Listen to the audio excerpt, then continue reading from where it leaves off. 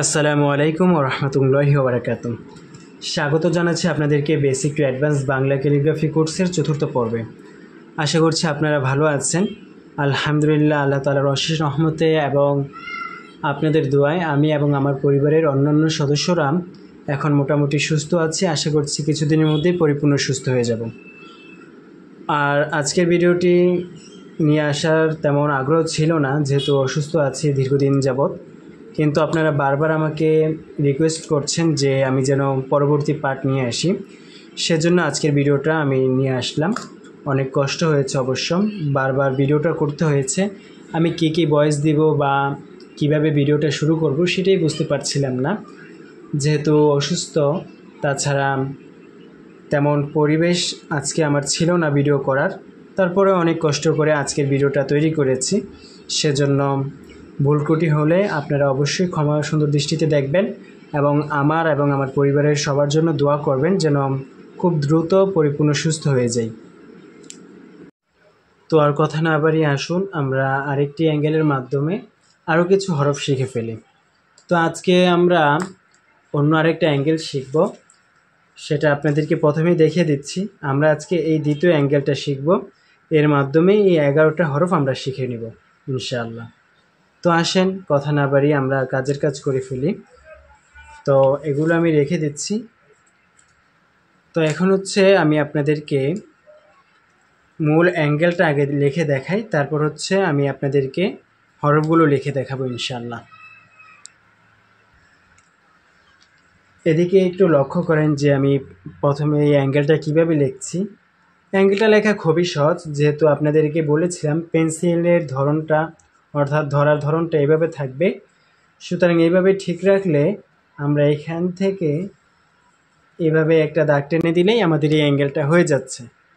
সুতরাং এই অ্যাঙ্গেলের মাধ্যমেই আমরা আজকে আমাদের এই 11টা হরফ লিখব। লেখার ক্ষেত্রে লিখব হচ্ছে খ, গ, ঠ, প, ফ, ম, অন্তস্থ জ, তালব্যস্য, মূর্ধন্যস্য, দন্তস্য, অন্তস্থ অ। তো মোট 11টা হরফ আমরা এই একটা অ্যাঙ্গেলের মাধ্যমে শিখব। এই একটা অ্যাঙ্গেলের মাধ্যমে শেখার ক্ষেত্রে হচ্ছে আমরা প্রথমেই এই অ্যাঙ্গেলটা শিখব। অ্যাঙ্গেলটা আবার দেখাই, স্বাভাবিক একদম সহজ। এইভাবে এসে একটু রাউন্ড করে আমরা এখানে এসে শেষ করে দেব। তো হয়ে গেল আমাদের অ্যাঙ্গেলটা। এখানে আমরা একটু বেশি গিয়েছে, এটা একটু কমিয়ে দিলাম।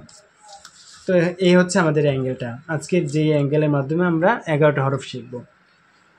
এরপর আসেন আমরা প্রথম হরফটা শিখি। প্রথম হরফটা শেখার ক্ষেত্রে আপনাদেরকে প্রথমে এই অ্যাঙ্গেলটাই লেখার পরে হচ্ছে দেখেন আমি এখান থেকে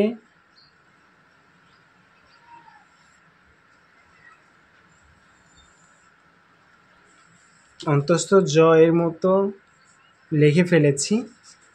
স্বাভাবিকভাবে আমরা যেভাবে লিখি এখানে সোজা দাগ মোটা থাকবে, এটা অবশ্য সবসময় থাকবে। আর হচ্ছে আমরা এখান থেকে দিয়ে এদিক থেকে হালকা করে এদিকে এসেছি। এখন হচ্ছে খটা কীভাবে লিখব সেটার জন্য আমাদের এইভাবে করতে হবে।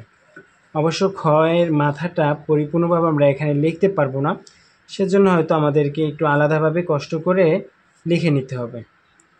এটা অবশ্য খ হয়েছে, কিন্তু আমাদের মূল যে খটা সেটা হয়নি। এখানে আমি আপনাদেরকে যেহেতু আগে অ্যাঙ্গেলটা এঁকে তারপর খটা লিখে দেখিয়েছি, সেজন্য আমাদের এই খটা কিন্তু আমাদের নিয়মের ভিতরে পড়েনি। অবশ্য ভিতরে পড়েছে কিন্তু সুন্দর হয়নি। তো আসেন আমি সুন্দর করে আপনাদেরকে খটা লিখে দেখাই। যে প্রথমে অ্যাঙ্গেল লিখে তারপর খয়ের মাথাটা দিয়েছি, এজন্য এখানে খটা হলেও সুন্দর হয়নি। তো আসেন আমি আপনাদেরকে আবার নতুন করে দেখাই কিভাবে খটা লিখতে হবে।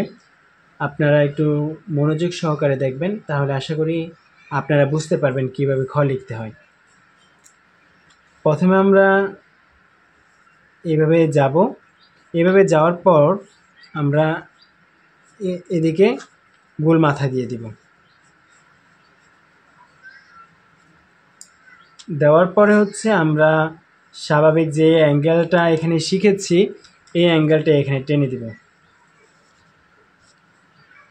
এটা হয়তো একটু এদিকে যাচ্ছে, যেহেতু আমাদের মাথাটা এখানে বড় হয়ে যাচ্ছে, এজন্য আমরা একটু বেশি বাঁকা করে দিচ্ছি। এতটুকু যাওয়ার পর তারপর হচ্ছে আমরা এখান থেকে এভাবে দিব, আর হচ্ছে এখানে সোজা দাগটা টেনে দিব। দেখতেই পাচ্ছেন আমাদের খটা কিন্তু সুন্দর হয়ে গেছে। এটা থেকে কিন্তু এই খটা অনেক সুন্দর হয়েছে। সুতরাং আমাদের একটা বিষয় মাথায় রাখতে হবে, এই দুইটা বিষয় আমাদের মোটামুটি সমান কাছাকাছি থাকবে আর কি, সমান বা কাছাকাছি যেটাই বলেন। আর আমরা যেহেতু আগে অ্যাঙ্গেলটা লিখে ফেলেছিলাম, সেজন্য আমাদের মাথাটা, ক্ষয়ের যে মাথাটা আছে সেটা কিন্তু এর থেকে অনেকটা মানে বাম দিকে চলে গেছে, অর্থাৎ দূরে চলে গেছে।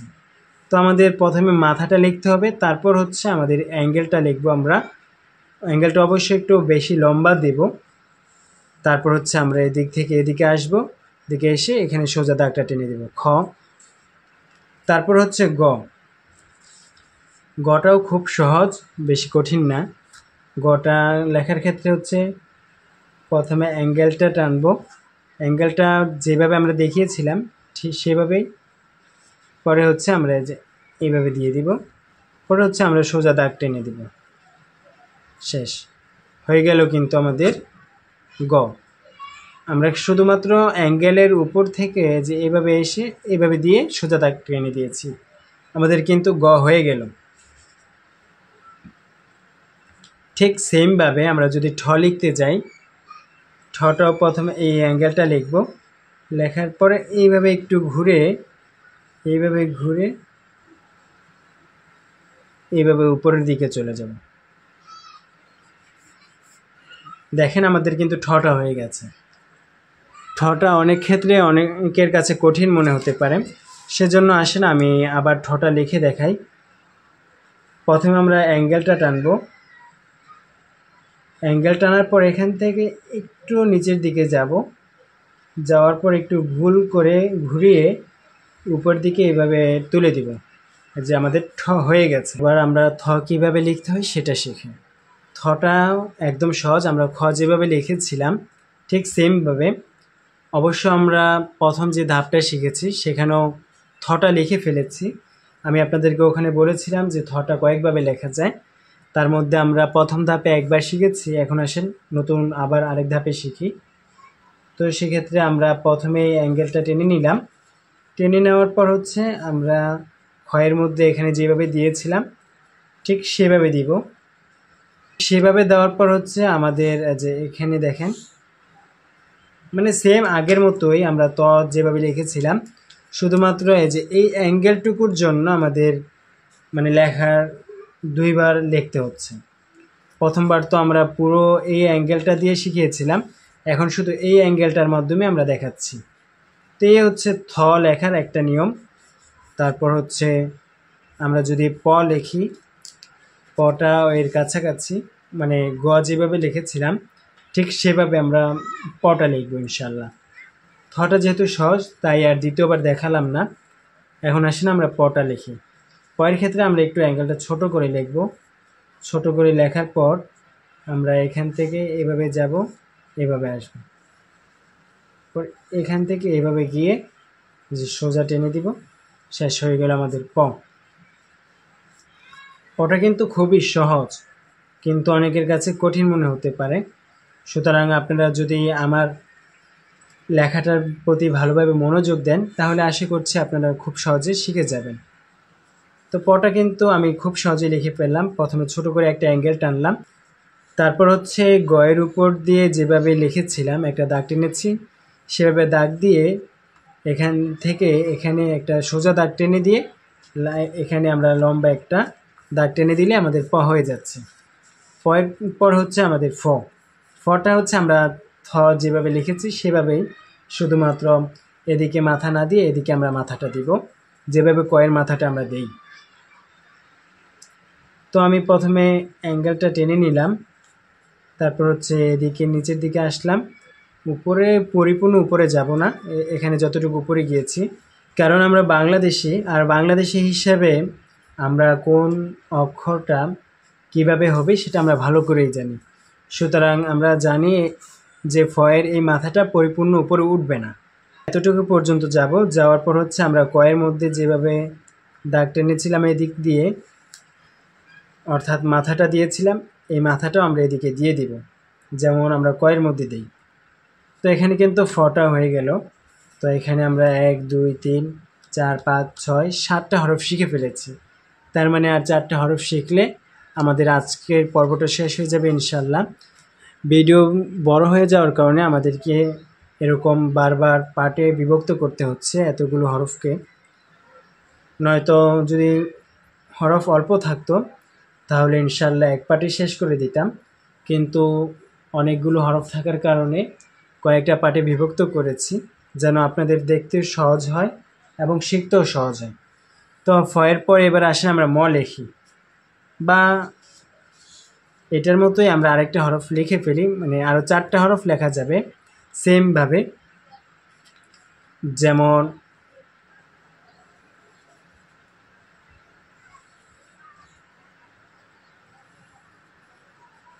দেখেন, আমরা শুধুমাত্র এই মাথাটা বাদ দিয়ে পুরোটা উপরে তুলে দিলাম, তাহলে কিন্তু আমাদের অন্তস্থ জ হয়ে যাচ্ছে। এখানে নক্তা দিলে আমাদের অন্তস্থ অ হয়ে যাচ্ছে। এখানে যদি আমরা মাঝে দাড়ি দিয়ে দেই তাহলে কিন্তু মূর্ধন্য ষ হয়ে যাচ্ছে। সুতরাং এখন কেউ যদি প্রশ্ন করেন যে অন্তস্থ জ, অন্তস্থ অ এগুলো লেখেন নাই, তাহলে আমি তাদেরকে বলবো আপনারা ভিডিওটা ভালোভাবে দেখেন। আর কেউ এই কথার জন্য মাইন্ড করবেন না, কারণ অনেকে বারবার এমন প্রশ্ন করেন যেগুলো আপনারা যদি ভিডিও ভালোভাবে দেখতেন তাহলে সহজেই বুঝে যেতেন। তারপর আসেন ম, তালব্য দন্তাস্য, 3টে হরফ শিখি। আমাদের ম লেখাটাও খুব সহজ। ম লেখার ক্ষেত্রে আমরা প্রথমে এই অ্যাঙ্গেলটা টানবো, টানার পর হচ্ছে আমরা এভাবে ঘুরিয়ে একটা গোল করে নিব, তারপর হচ্ছে সোজা দাগ টেনে দেব, শেষ, ম হয়ে যাচ্ছে ম। তারপর হচ্ছে দন্তাস্যটাও খুব সহজ, শুধুমাত্র অ্যাঙ্গেলটা টানো, সোজা একটা দাগ টানো, মাঝখান দিয়ে এভাবে দাগ দাও, শেষ, দন্তাস্য হয়ে গেল। অবশ্য দন্তাস্য এক এক সময় আমরা এক এক রকম লিখি, কিন্তু এই অ্যাঙ্গেল অনুযায়ী আমাদের দন্তাস্যটা এমনই হবে। যদিও আপনাদের কাছে সুন্দর না লাগে, কিছু করার নেই। তারপর হচ্ছে তালব্য। তালব্য লেখার ক্ষেত্রে হচ্ছে আমরা প্রথমে ছোট করে অ্যাঙ্গেলটা টানবো, তারপর হচ্ছে এভাবে দিয়ে আমরা আসেন এভাবে দিয়ে, আচ্ছা এটা বাদ দিয়ে আমি আপনাদেরকে এখানে আবার দেখাই। ছোট করে এইভাবে দিবেন একটা অ্যাঙ্গেল, তারপর হচ্ছে এইভাবে দিবেন একটা অ্যাঙ্গেল, অর্থাৎ এটা যেভাবে দিয়েছেন এই চিকন মাথাটা এটার নিচে থাকবে, আর এই মোটা মাথাটা এই বাম দিকের যেটা মোটা মাথা নিচে, ডান দিকের সেটার মোটা মাথা হবে উপরে। তাহলেই আমাদের তালব্যর মূল কাঠামোটা তৈরি হয়ে যাবে ইনশাল্লাহ। তারপর হচ্ছে এদিকে একটু নিচে নামিয়ে দিবেন, আর এখান থেকে সোজা দাগ টেনে দিবেন, তারপর এখানে গোল মাথাগুলো দিয়ে দিবেন, তালব্য হয়ে যাবে ইনশাল্লাহ। তো আজকে আমরা মোটামুটি অনেকগুলো হরফ শিখে ফেলেছি। 11টা শেখানোর কথা ছিল, কিন্তু 12টা শিখেছি। খ, গ, ঠ, তারপর হচ্ছে থ, প, ফ, অন্তস্থ জ, মূর্ধন্য ষ, অন্তস্থ অ, ম, দন্তস্য, তালব্য। তাহলে মোট কয়টা হরফ শিখছি?